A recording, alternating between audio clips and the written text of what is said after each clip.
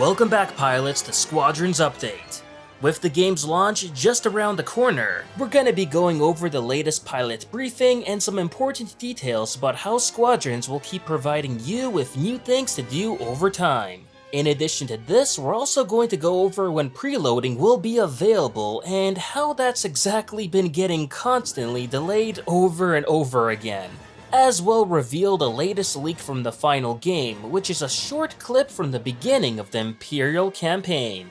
As always, we'll be covering all of this and more in today's video. And before we get into any of that, but a quick reminder, as if you do like these type of videos, then do remember to give it a like to show your support for not only this update series, but also the content within it. With that out of the way, let's get into it.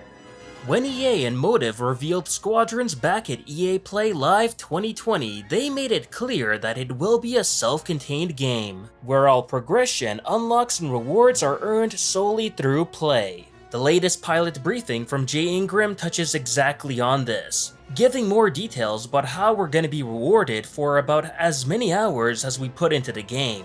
For starters, the core pillars of Squadron's online experience are challenges, operations, and your own level. And within each of these are ways for you to be rewarded with glory points, which is the currency only earned by playing that's used to unlock cosmetics. In addition to that, you'll also get experience points while playing from just about everything, allowing you to level up and earn requisition points, which is the currency used to unlock ship components. So in summary, there's glory, experience, and requisition points, and that's all we're going to be looking to get each time we play.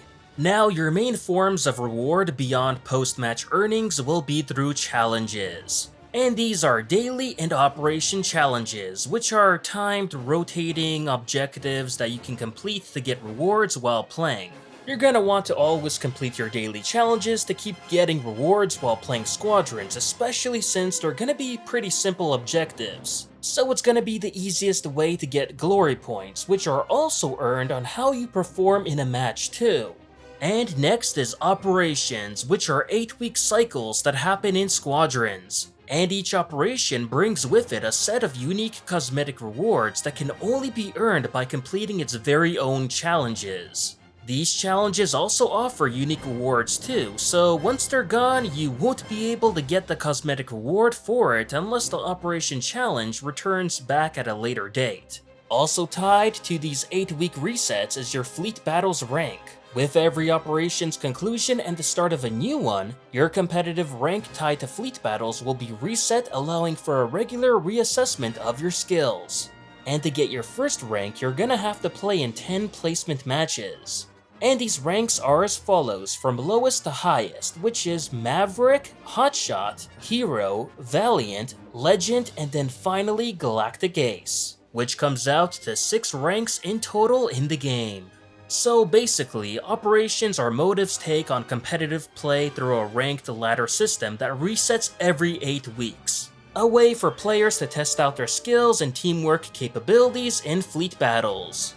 According to Motive, this system was built to encourage players to improve their skills without overly punishing them if they run into some bad luck. So players will be protected from demotion into lower divisions for the length of an active operation. This means you can't drop from Legend to Valiant, but you can drop from Legend 3 to Legend 2. At the end of the operation, players will receive glory points based on the maximum rank achieved rather than their current rank. This is Motive's way to push pilots to go as far as they can. Not to mention, players can also get exclusive helmets upon reaching the Valiant, Legend, and Galactic Ace ranks for the first time too. But keep in mind that these are the same across all operations, so if you didn't manage to get the ones you wanted during your first operation, you can still get them in the upcoming ones too, so that's pretty cool. Lastly, players will also have their own personal level. Your level is a linear progression path that does not reset, unlike your competitive rank. For the first 40 levels, you're gonna be unlocking requisition points that can be used to unlock ship components. And if you're one of the more dedicated pilots and you hit level 40, you're gonna have enough points to unlock all components, allowing you to try out every potential starfighter build. Motive's goal with leveling isn't that you're gonna get more powerful as you level up, but rather you're gonna have more options available to you via components as you play. And as mentioned before, there's gonna be occasional bonus events that play out over time, including ones that provide additional glory points too. Beyond that, completing parts of the game will also provide you with cosmetic bundles. And players will also get a bundle of cosmetics for completing the single player story mode and another for completing the Fleet Battles tutorial. So in summary, level up for the purpose of gaining requisition points to unlock ship components, do challenges to earn glory points to unlock cosmetics, and take part in operations to increase your competitive rank in fleet battles. Yeah, seems simple enough. Now, another question that I'm seeing get thrown a lot lately is regarding preloading, which if you don't know is essentially getting the chance to download the game early, so when it hits midnight on October 2nd, you're gonna be able to hit play and enjoy Squadrons without having to worry about spending time downloading. And while this wasn't a difficult question to answer at first, things have since got a bit more complicated, let's just say that. Basically, preloading right now isn't available on PC or PS4 yet, and won't be until September 30th for PS4 and October 1st for PC, the day right before release. Which is really strange because Motive have kept delaying the preload date at least 4 or 5 times now. At first it was the 21st, then changed to the 25th, then to the 30th for PC, and now it says October 1st. However, on the bright side at least, Xbox is able to preload it right now, with the game size coming in at around 23 GB. Although keep in mind that the file size is all compressed and encrypted data, not to mention add the day 1 patch 2, and the final file size could be around 40 GB if anything. Lastly, we've got a brand new leak from the game that's pretty much a short clip from the Imperial campaign, but it's pretty neat to see nonetheless. Although keep in mind that it does contain a really minor spoiler about one character's backstory, but honestly it isn't really surprising and doesn't matter in the grand scheme of things, but I just wanted to give you a warning there. Besides, this cutscene is from the start of the campaign, so you'll be seeing it on day 1 of the game anyway, but nonetheless if you do want to avoid it, then I suggest skipping this part of the video. And with that out of the way, here's the short clip from the early part of the Empire campaign.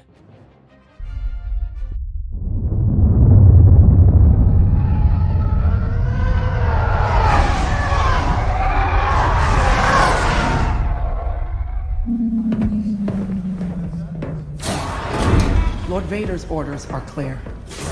Are they? Yes, wipe out all that remains of Alderaan. How? I understood the survivors were in hiding. Intelligence reports a possible Alderaanian convoy heading to Foster Haven. You are to draw them out and finish them off. Do you understand that, Captain? Perfectly, Commodore Sloane. Dismissed.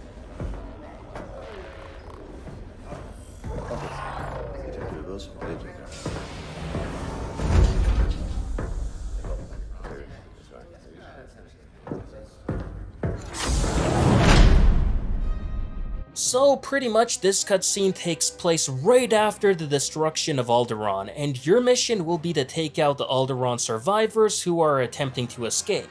This is especially telling since Rey Sloane here is referred to as a Commodore, so this is still early in her career before she became a Vice Admiral or Admiral.